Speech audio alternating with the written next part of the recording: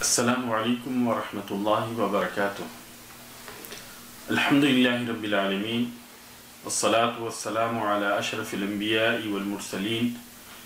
نبینا محمد وعلی آلہ وصحبہ اجمعین ومن تبعہم بإحسان الی یوم الدین۔ محترم سامعین اور ناظرین،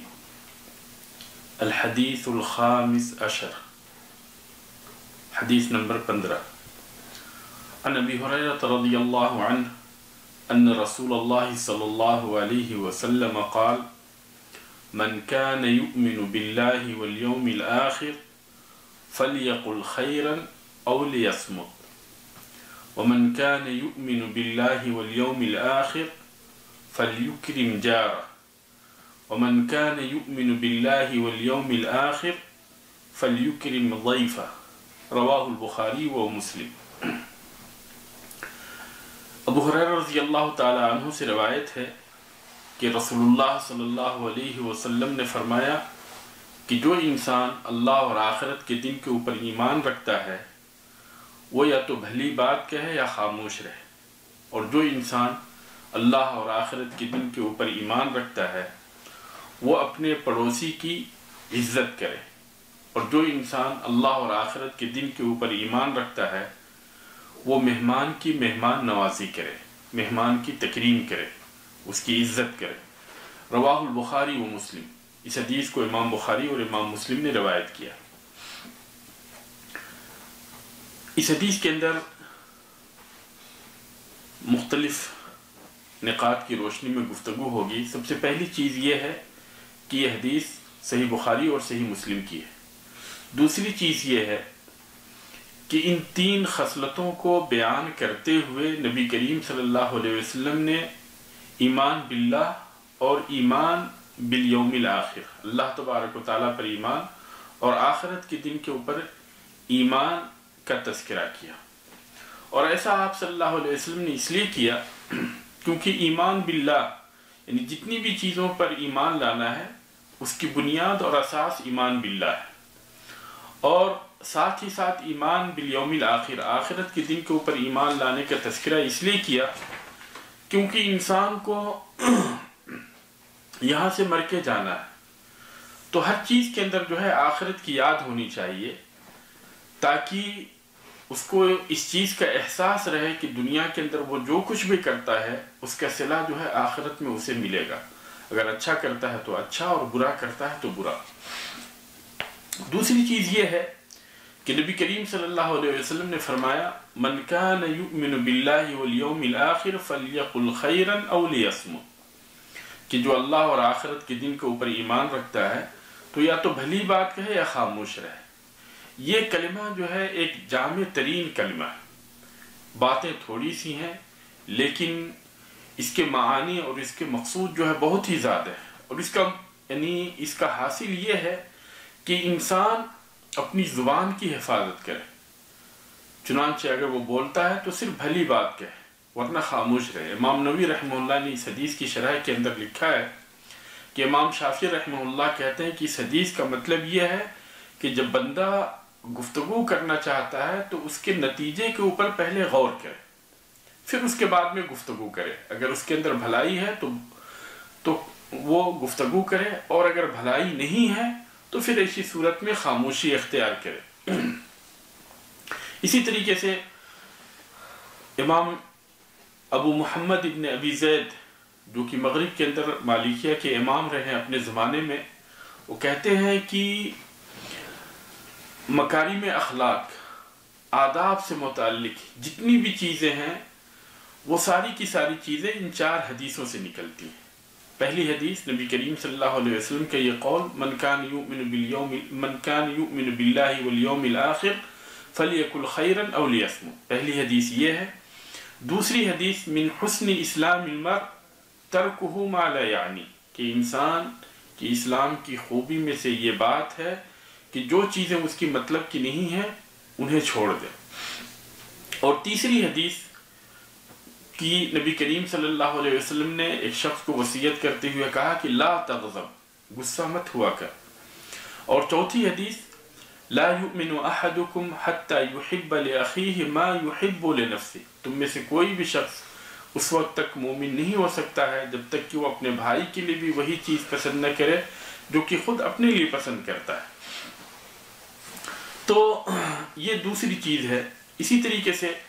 اس حدیث کے اندر لفظ خیر کا استعمال کیا گیا ہے، اور خیر جو ہے یہ شر کے اپوزٹ ہے، یعنی برائی کے اپوزٹ ہے۔ خیر بھلائی کا معنی ہے جو کہ شر اور برائی کے اپوزٹ ہے۔ خیر جو ہے یہ افضل التفضیل کے معنی میں بھی آتا ہے، جیسا کہ اللہ تبارک و تعالی نے قرآن مجید کے اندر فرمایا یا ایھا النبی قل لمن فی ایدیکم من الاسری ان یعلم اللہ فی قلوبکم خیرا یؤتکم خیرا مما اخذ منکم، کہ اے نبی آپ جو قیدی آپ کے پاس ہیں انہیں آپ کہہ دیجئے کہ اگر اللہ تبارک و تعالیٰ تمہارے دل کے اندر بھلائی جانتا ہے تو تمہیں اس سے بہتر عطا کرے گا، جو تم سے لیا گیا ہے اس سے بہتر اللہ تبارک و تعالیٰ تمہیں عطا کرے گا۔ نبی کریم صلی اللہ علیہ وسلم نے دوسری چیز جو اس حدیث کے اندر تذکرہ کیا وہ یہ کہ وَمَنْ كَانَ يُؤْمِنُ بِاللَّهِ وَالْيَوْمِ الْآخِرِ فَلْيُكْرِمْ جَارَهُ، کہ جو انسان اللہ پر اور آخرت کے دن کے اوپر ایمان رکھتا ہے تو وہ اپنے پڑوسی کی تعظیم کرے، اپنے پڑوسی کی عزت کرے۔ ایک پڑوسی کا دوسرے پڑوسی کے اوپر بہت سارے حقوق ہیں، اور اس سلسلے میں نبی کریم صلی اللہ علیہ وسلم سے مختلف احادیث ثابت ہے۔ آپ صلی اللہ علیہ وسلم نے ان احادیث کے اندر پڑوسی کے ساتھ بہتر سلوک کی ترغیب دی، اور اسی طریقے سے نبی کریم صلی اللہ علیہ وسلم نے انہیں ستانے سے، انہیں تکلیف دینے سے منع فرمایا۔ انہی احادیث میں سے ایک حدیث عائشہ رضی اللہ تعالی عنہا کی ہے کہ آپ صلی اللہ علیہ وسلم نے فرمایا ما زال جبریل یوصینی بالجار حتی ظننت انہ سیورثہ، کہ جبریل مجھے مسلسل پڑوسی کے ساتھ بہتر سلوک کرنے کی وصیت کرتے رہے، یہاں تک کہ مجھے خیال ہوا کہ وہ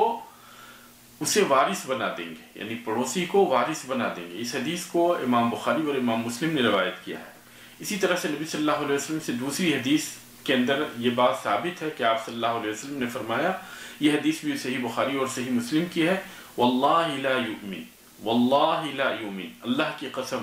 وہ شخص مومن نہیں ہو سکتا، اللہ کی قسم وہ شخص مومن نہیں ہو سکتا۔ قالوا من یا رسول اللہ، صحابہ کرام نے کہا کہ اللہ کے رسول کون ہے وہ شخص جو مومن نہیں ہو سکتا؟ قال الذی لا یؤمن جارہ بوائقہ، کہ وہ شخص کہ جس کا پڑوسی اس کی شر سے محفوظ نہیں رہتا، جس انسان کا پڑوسی اس کی شر سے محفوظ نہیں رہتا وہ انسان مومن نہیں ہو سکتا۔ تو اس طریقے سے نبی کریم صلی اللہ علیہ وسلم نے پڑوسی کے ساتھ بہترین سلوک کرنے کا ہمیں حکم دیا اور اسے تکلیف پہنچانے سے منع فرمایا، اور اس کی تکریم یہ ہے کہ اس کے ساتھ بھلائی کریں اور اسے اپنے شر سے، اپنی برائی سے جو ہے محفوظ رکھیں۔ پڑوسیوں کی تین قسمیں ہیں۔ پہلی قسم وہ ہے جو کہ رشتہ دار ہوں، مسلم ہوں اور پڑوسی ہوں، تو ان کے تین حقوق ہیں۔ ایک حق جو ہے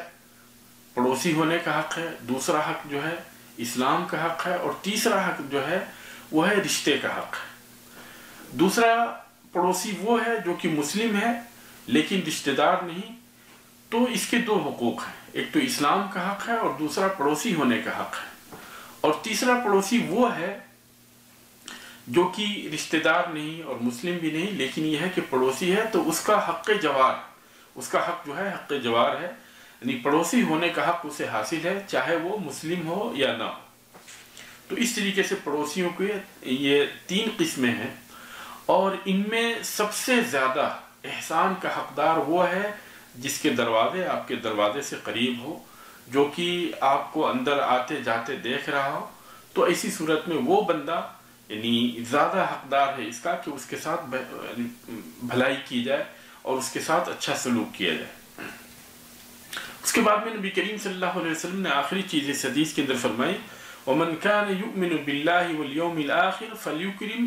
ضَيْفَهُ، کہ جو انسان اللہ اور آخرت کے دن کے اوپر ایمان رکھتا ہو وہ اپنے مہمان کی مہمان نوازی کرے، اپنے مہمان کی تکریم کرے، اس کی عزت کرے، اس کی خاطر تواضع کرے۔ تو یہ مہمان نوازی جو ہے یہ اسلامی حقوق میں سے، ایک مسلم کا دوسرے مسلم کے اوپر جو حق بنتا ہے ان میں سے ایک حق ہے کہ وہ اس کی مہمان نوازی کرے. اگر وہ اس کے پاس مہمان بن کر آتا ہے تو اس کی مہمان نوازی کرے. اور یہ یعنی اسلامی اخلاق میں سے ہے، مکارم اخلاق میں سے، اسلامی آداب میں سے. صحیح بخاری کے اندر ہے، ابو شریح روایت کرتے ہیں رضی اللہ تعالی عنہ، وہ کہتے ہیں سمعت اذنائی وابصرت عینائی، کہ میرے دونوں کانوں نے سنا ہے، میری دونوں آنکھوں نے دیکھا ہے. حین تکلم النبی صلی اللہ علیہ وسلم، جس وقت نبی کریم صلی اللہ علیہ وسلم نے یہ باتیں کہیں، من کان یؤمن باللہ والیوم الاخر فلیکرم جارہ، کہ جو بندہ اللہ اور آخرت کے دن کے اوپر ایمان رکھتا ہو وہ اپنے پڑوسی کی تعظیم کرے، اس کی عزت کرے. ومن کان یؤمن باللہ والیوم الاخر فلیکرم ضیفہ زائجتہ، اور جو بندہ جو ہے اللہ اور آخرت کے دن کے اوپر ایمان رکھتا ہو وہ اپنے مہمان کی خاطر تواضع کرے. قیل وما جائزتہ یا رسول اللہ، یہ پوچھا گیا کہ اللہ کے رسول یہ جائزہ کیا ہے، خاطر تواضع کیا ہے؟ تو آپ صلی اللہ علیہ وسلم نے فرمایا کہ یوم و لیلہ، کہ ایک دن اور ایک رات یعنی نہایت ہی اہتمام کرے، خاطر مدارات کرے، خاطر تواضع کرے اور حد سے زیادہ اہتمام کرے. وَالضِّيَافَةُ ثَلَاثَةُ أَيَّامٍ، پھر اس کے بعد میں 3 دن جو ہے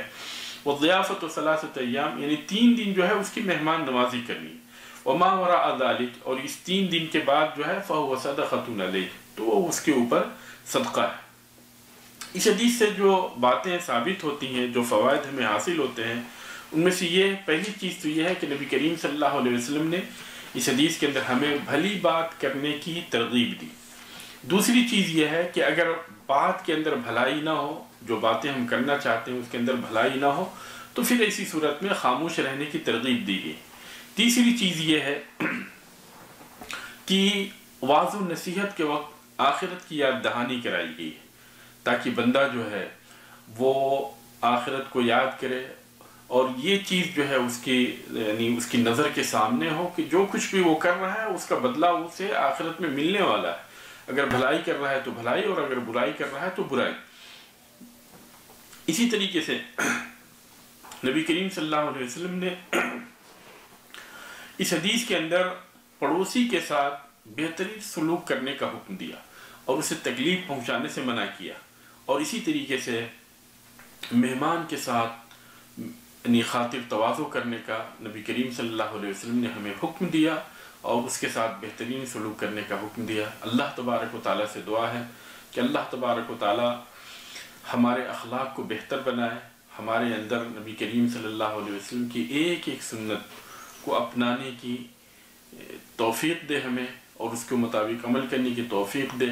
ہمیں مہمانوں کی مہمان نوازی کرنے کی توفیق دے، اپنے پڑوسیوں کی عزت کرنے کی توفیق دے، اور اسی طریقے سے اللہ تعالیٰ ہمیں